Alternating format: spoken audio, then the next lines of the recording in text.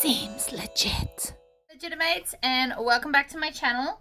Because it is spooky season, as in Halloween, where I live do something called where you boo someone. So you basically give them a gift basket of stuff. So I will be making a bunch of stuff, and the first thing we're doing is a very simple tea towel.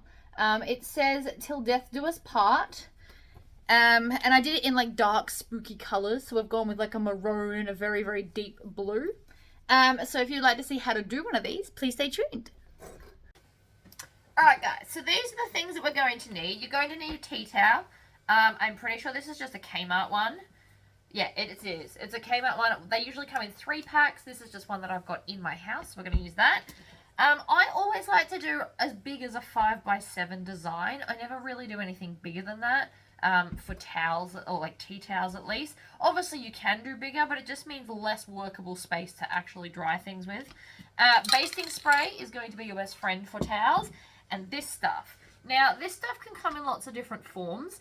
I've got one that looks like an interfacing. I mean, I guess it is. But this is water soluble. So that means that once I've done the towel, it will actually dissolve away into nothing. So that you won't have any interfacing anywhere. We're also going to need some scissors to cut it up. So what I like to do, I tend to float my towels. You can hoop them if you want to. I just prefer not to. So if you're going to hoop your towel, you obviously need to make this bigger so that you can get it all in. Especially big towels. Little hand towels, I suppose you can hoop. I can hoop it today for you if you like. But we're going to take this and we just lay it on top, and you want to make the area just a little bit bigger. Alright, so like that. As you can see, I don't cut this perfectly. Doesn't really get you anywhere if you do. I mean, you can, but whatever. So, to float it, you're just going to push that in like that and be done. However, and then you would just put your towel. So, you also want to make notes of your towel. So on the back of this one actually has a hanging hook. So if someone's going to hang it, you probably want your design at the bottom because at the top it would get scrunched if you did it that way. So all towels have a front and a back, and you can usually see that because this bit's on top, so it's kind of been folded over. So if this is the front, we're going to put fronts together to find the center. You can iron this. I tend to just do it like this. Now, if you're floating it, you're going to spray this all over here, line it up with the center bars, and then just open it out and stick it down. That is how you would float the towel. If you don't like the idea of floating, I will show you how to hoop the whole thing. So we're going to open this up, because obviously you need to be able to fit the towel, and it takes a lot more spins than you might think. Then, on the back of this, I'm going to take some basting spray, and we're just going to spray it in the middle and put this on the back like that. So this now creates a single layer to work with. Then we want to still find the center, and you really want to make that crease prominent, so we're going to just do that again. And now that I can see the crease, I can take the hoop and line it up on the crease here. Now, there's a couple of things you can do. If you think you're really, really going to struggle, what you can do is put, and I've got some of mine, it's still sticky, double-sided tape along these parts here. And what that will do is it will help grip your towel so that you won't drop it as easy when you go to pick it up and put it in the hoop. So I just flip that over to make sure that I'm hooping both the towel and the stabilizer.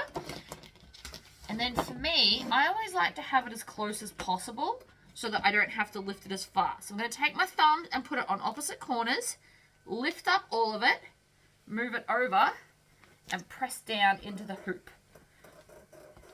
Like that.